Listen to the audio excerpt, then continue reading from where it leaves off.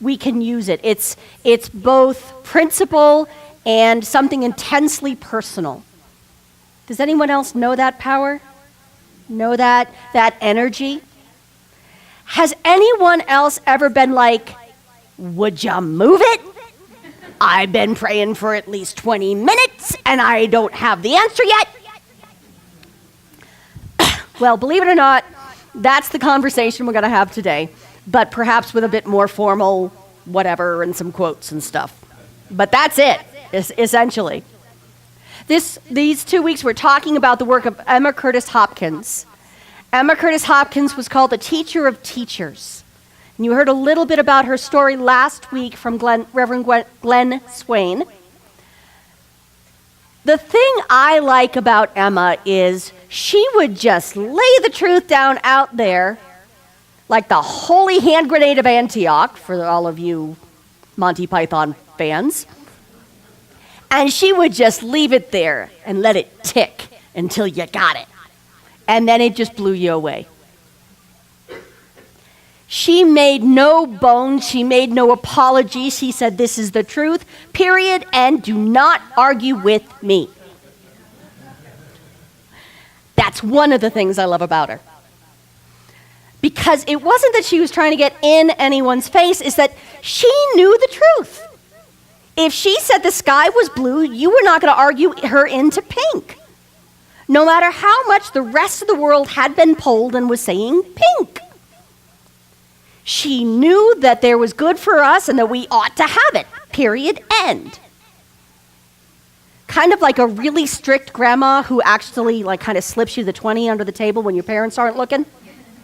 Yeah, she's super strict. You will know the truth and it will set you free, or she will know the reason why. She worked within the paradigm of Christianity. She used those stories to teach the magnificence of the human soul. And she, in particular, paid a lot of attention to the Gospel of John, because the Gospel of John is the most mystical version of the gospel we have in what we now call the Bible. Now, I think we all know that what we now call the Bible is the Reader's Digest version, right? It's the copy of a translation of a transcription of a copy, and there's a whole bunch of really inconvenient books missing. But John, you can tell they're family to me because I mix up their name. It takes me half an hour to call my cat. John is the mystic in this particular family of books. So when John speaks, you have to assume, you have to absolutely know that this is a story you have to unpack to really get to the juice of it, to really get to the good stuff. So Emma Curtis Hopkins, who was also quite the mystic, to the point where if you read her stuff today and talk about it in a group, often there are healings that come just of that. There are teachers who will tell you that even in her writings, there is still a transmission. And by transmission, I mean a palpable energy of spirit at work still through her words. So let's take the story about Christ at Samaria, which is in the book of John chapter 4. Now, Emma says, I call her Emma, the reason for keeping the Bible records is because they describe the religious experiences of every mind under each class of circumstances recorded. The reason for keeping the Bible records is because they describe the religious experiences of every mind under each class of circumstance recorded. Not because somebody with a really funny dress and whose purse is smoking is telling you that this is important, but because these stories tell us about the religious experiences that we might run into. And by religious experience, I mean human experience. These are the stories that we will tell each other to say, hey, kind of like when somebody tells you what high school or college is going to be like. Or marriage, good luck with that. Mine came with a warning label, and apparently I didn't read the small print. Like anyone could really tell you what it was going to be like for you, but there are certain things that they all tend to have in common. If somebody had warned me in college about the freshman 15, nothing good would have come of it because I would have eaten it anyway. So, we're going to talk about Christ at Samaria. Question number 1, who the heck is the Christ? I don't see any hands going up. Have I taught you nothing? Thank you. Emma talks about Jesus the Christ. And she says that because Jesus was so good at being the Christ, like some of us are good at being the teacher or the cook or the way shower, Jesus was so good at it that his very name invokes the power of the Christ within each and every one of us. When I talk about the Christ, when we as religious scientists talk about the Christ, we mean that power for good that lives within each and every one of us that knows we have the power and maybe even the responsibility to create heaven here on earth. If we have that power, if we have that kind of control, the flip side of that particular coin is responsibility. Oh my God, everybody freak out. There are days I'd much rather not have that responsibility, just go put my feet up. But the truth is, we can do it. We are the ones we have called into being to do it. We're all the heroes we've been waiting for. So we are the Christ, or as Mr. Fillmore, one of the founders of Unity, wrote in his great dictionary, the Christ is the anointed one. Basically, he's been given the humana that I always give out to say, go forth and teach. Go forth and heal. He is the Messiah, which is another word that has been used for Christ. Messiah is the promise of the visible manifestation of that I am, or Christ. So the Christ is the invisible idea, and the Messiah, the person who takes on the job, is the visible version of it. We've had lots of Christs across the ages. The Bible names several Messiahs. I would suggest to you we have about 100 of them in the room today. And all we have to do is remember who we are. Now, in this one, Christ gets to Samaria. Metaphysically speaking, Samaria, which was one of the capitals of the kingdom of Israel, so it's an important thing. It's defined as intellectual perception, the department of the objective consciousness that functions through the head. Wow. I had to read that 5 or 6 times. To shorten that up, it is the watcher. It is the mountain from which one stands guard or stands watch. It's the observer. It's the intellect observing the work of the Christ. So it's that part of you that is watching yourself grow and hopefully giving yourself credit for that. Watching yourself get up and go do the spiritual work of living in joy. So the story is that Jesus has been walking all morning. It's about noon in the desert. He's hot. He's a physical being. So I'm thinking he might be a little ripe by then. He is hot and tired and sticky, and he's been walking all morning. And so he sends his people off to find some food. I can almost imagine him as the first part of the Snickers commercial, where in that moment he has the trident in the tail, and you feed him the Snickers, and he goes back to being Jesus. Be careful going on a road trip with me. It happens. So he's sitting there, at the edge of the well, and I'm thinking, being that close to water when you're that kind of hot and sticky, you kind of want some, yeah? So he looks at a woman he sees and says, "Could you give me some water?" And she looks at him and says, "You're not supposed to talk to me. I'm a Samaritan." Or as we often hear the stories, Samaritan. It's kind of like the Crips and the Bloods. PCs and Mac users. I won't go to the other obvious one. We'll leave that alone. First of all, they're from rival tribes, for want of a better word. So the fact that he would speak to her at all when she knows full well that the Jews consider the Samaritans low class. You don't want to be seen talking to them in public. It's kind of like a cool kid in high school talking to one of us geeks. Just didn't. Not only that, but this is a man all alone with a woman all alone in a time where that must not be. So she looks at him and says, "Who are you, a Jew, to speak to me, a Samaritan woman?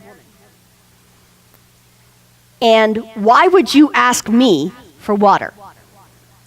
Now, personally, I would have said something very, very rude. That I will not, now it's in the back of my head and I'm going to have to just sit with that for a moment. But what Jesus purportedly said was, "Everyone who drinks this water will be thirsty again. But whoever drinks the water I give them will never thirst. Indeed, the water I give them will become in them a spring of water welling up to eternal life." Now, water for a desert people is a very strong symbol. It is the very stuff of life itself. It's why these people considered hospitality sacred. When somebody shows up on your doorstep, you offer them water, something to eat and something to drink, because they might be coming in from the desert and they might be so dehydrated, not even know it, that if you waste time asking their name, they might just pass out. Did you know that was the original sin of Sodom? Was a lack of hospitality. Sending people back out into the desert probably to die because their city was not safe to be in. That lack of hospitality, that refusal to share their good, was the original sin of Sodom, not what we turned it into. So Jesus says, "Everyone who drinks this water from this well will be thirsty again, but whoever drinks the water I give them will never thirst." Obviously, he's not talking about water anymore. He's talking about the deep well of life spring that is within us. So she's confused, and she's like, "I don't know about you, but once you drink some water, it's gone, and you got to drink more. What the heck drugs are you on?" And so he kind of pulls back and says, "Go get your husband. I'll talk to him. I know that you're not comfortable talking to me." And she says, "I don't have a husband." And he looks at her and says, "You're right. You've had 5 husbands. And the one you've got now isn't yours." Now, we always interpret that as, forgive the expression, this is a hoe. This is a woman who's, "I need a husband. Anyone's will do."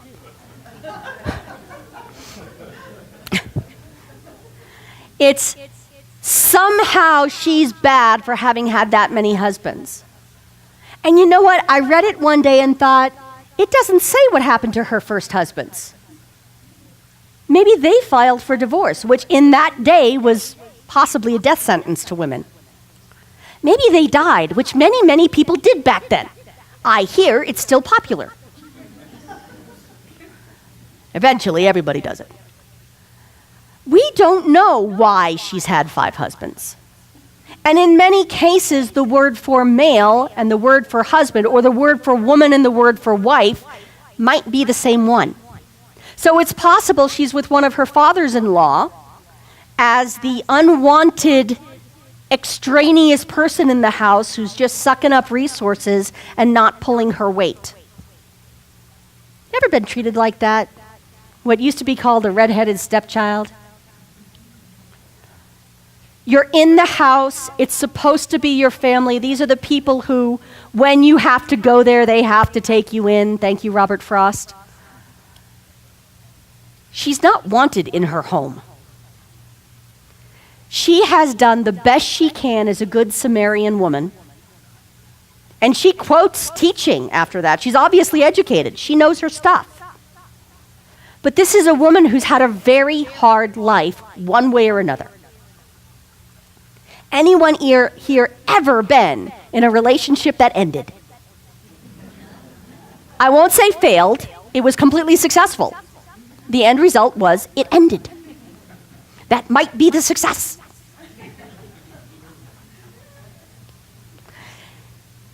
So this woman's had a hard time. And now she's here hiding at the well.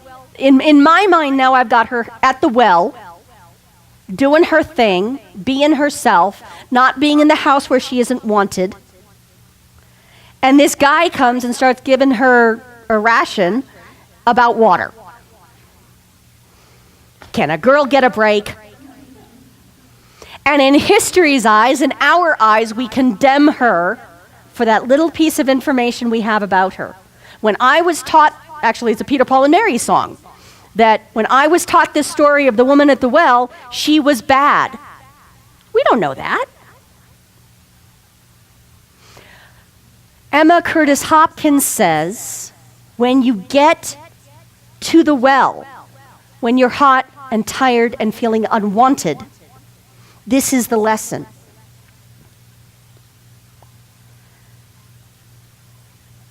Here is the lesson of what to do when we've been trying to be good and true for a long period, and as nothing seems to come out of it, we are tired and discouraged. Ever been praying for something for a really long time and it just hasn't worked?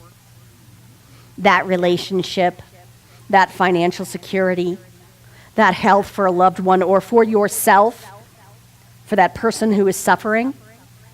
You pray and you do everything right, and now you're tired. It's a hot and sticky day. It's a long life full of disappointment, and you found yourself at the well of Samaria. So what do?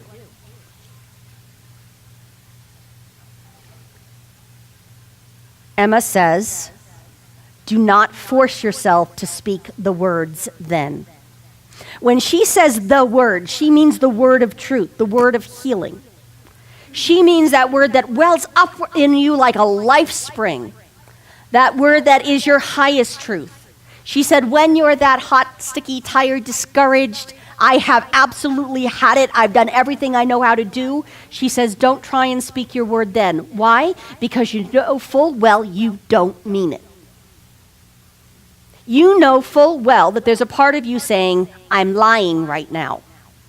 I want to believe all this good stuff about me, but at this point I've had so many people pointing at me for having had 5 husbands, metaphorically speaking, that I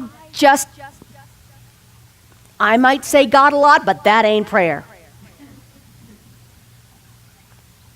She says, rest. Don't try to force yourself to speak the words then.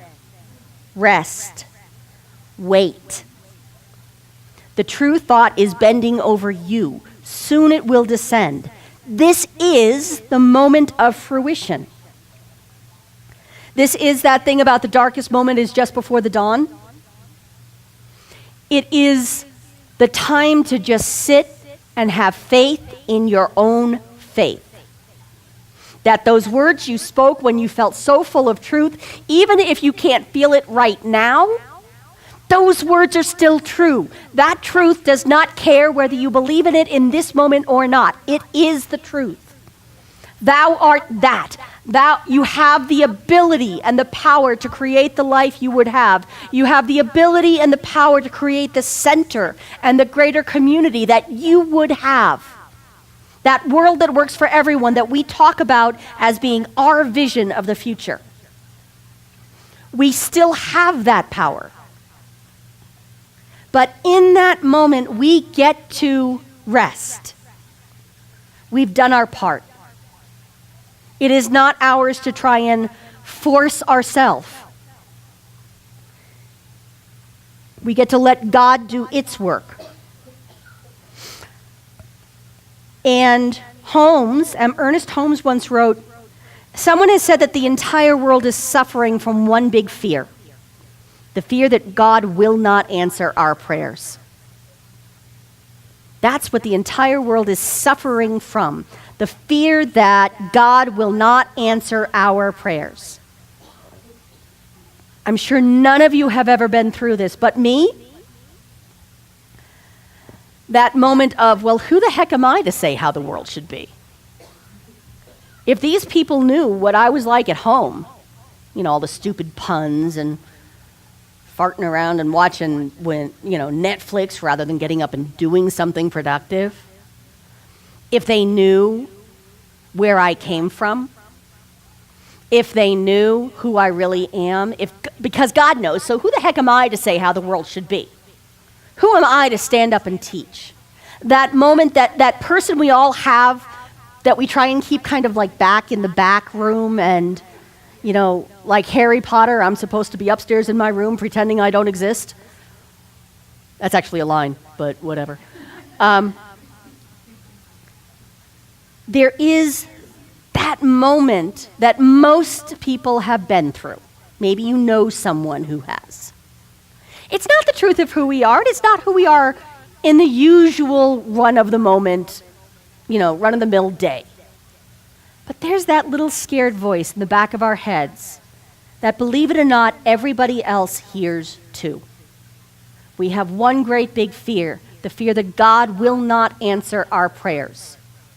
When Ernest Holmes talked about that kind of prayer, he meant the kind of prayer where we're begging something outside of us to fix things, to make life less painful, to make the good even better. That's not the type of prayer we do here for the most part. We follow in Emerson's footsteps by saying prayer is the contemplation of the facts of life from the highest point of view. Prayer is the contemplation of the facts of life from the highest point of view. So if we can get some perspective and say this is one moment in time, not every moment in time. If we can look through God's eyes and say, yes, the prayers have gone out.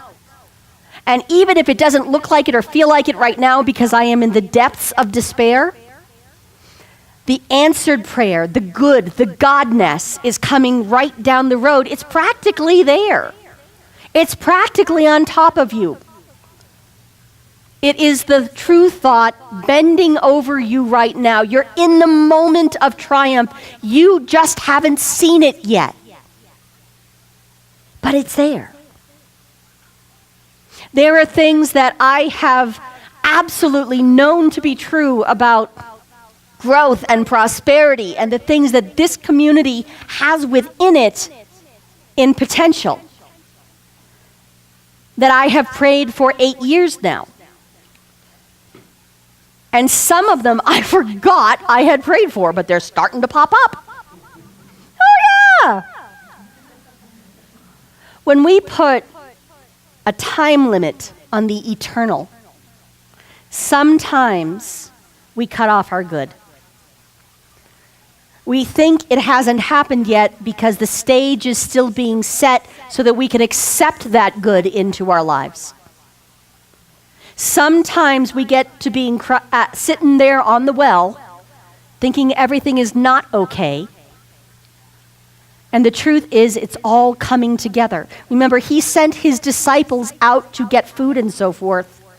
And then he sat down and was hot and sticky and tired and had this conversation. The good was being gathered for him. When we get to that place, the Christ within us knows that we have sent our word, our disciples in the story, out to gather the good, and ours is to sit and wait for it to be brought to us. I don't know about you, but I am the type to plant that seed and then 20 minutes later come up and be like, has it grown yet? Doesn't work that way, guys. There's a time and a season for all things. And the truth is, one of the hardest things for me to know is when I am to move on something and when I am to rest. Anyone else ever had that? Do I just leave it alone?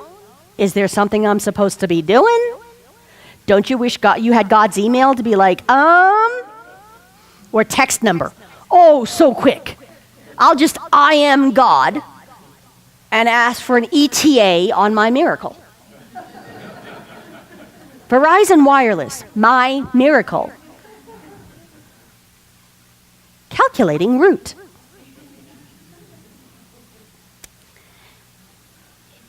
But we have to be willing to listen to our intuition, and we haven't been trained to do that. We've all been trained in a culture that says logic and rational thought is the only way to go. And so I don't know about you, but in kindergarten, I was never taught how to sit still and listen. They tried with the sitting still. We never got to listen.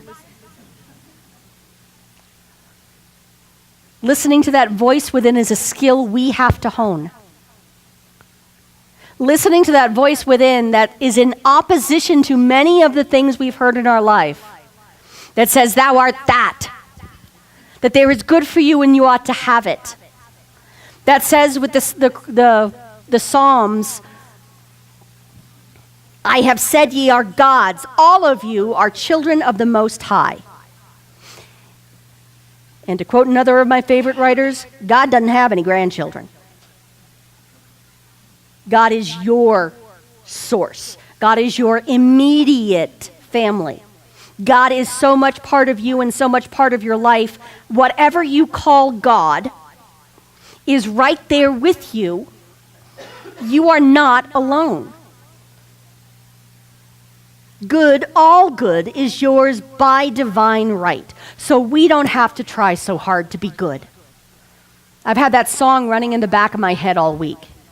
You don't have to try so hard. You don't have to give it all away. You don't have to get up, get up, get up. You know that one, and though I'm singing it with guck in my throat? You don't have to try so hard to be good enough. How much more spiritual does the Christ need to be? I mean, really. You're already there. This is your moment. You get to sit at the well and allow the good to come to you. Because thou art that. You are the children of the Most High. You are the beloved of the beloved. And when we rest in that, miracles happen. So let's rest in that. Let us look at the facts of our lives from the highest possible point of view right now. Let us know together that it is simply a rising up in our perspective that allows us to see and speak and know the truth. And if you personally can't get there this morning, know that it is being seen on your behalf by everybody else in the room. In this moment, I declare that I see through the eyes of God. I see everyone in this room as the magnificent soul that they are. And I stand in truth and testify as to the beauty and the good and the joy that is right here, right now, in human form. In this room, outside of this room, on this planet. In many, many different forms, not just human. And so I speak my word on behalf of all beings, knowing that the truth of our being is good. The truth of our being is the living water that we now share out of our abundance with the rest of the world. That we now share with our neighbors. That we now share with the kid down the street. That we now share in the glorious oneness that is the divine mind. God is good and God is all there is. And so that spirit of life, that spirit of truth, that spirit of love is right here, right now, in form as us. And there is nothing else and nowhere else to be. So I celebrate that truth, and I celebrate that we live from that truth. That amen is the diving off point into the pool of good that is our lives from this moment forward. And so I simply contemplate that truth with a heart full of gratitude, with a heart full of joy, and a sense of understanding at last just how beloved of the beloved we all are. What else to do is there but to rest in that gratitude and say thank you and hallelujah. And it is so, and so it is.